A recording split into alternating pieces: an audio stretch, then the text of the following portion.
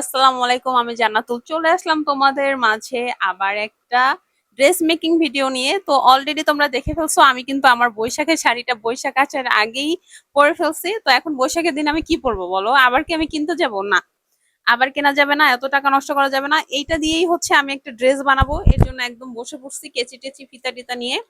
তো আমি হচ্ছে কি ড্রেস বানাবো জানি না, কিন্তু এইটা জানি যে কিউট একটা ড্রেস বানাইতে হবে, যেটা পরে আমাকে শাড়ির থেকে বেশি সুন্দর লাগবে। হ্যাঁ, তো এখনো আমি জানি না কি বানাবো, হাতে মাত্র একদিন টাইম আছে, কমপ্লিট করতে পারবো কিনা। তো চলো দেখা যাক কি হয়। ওকে,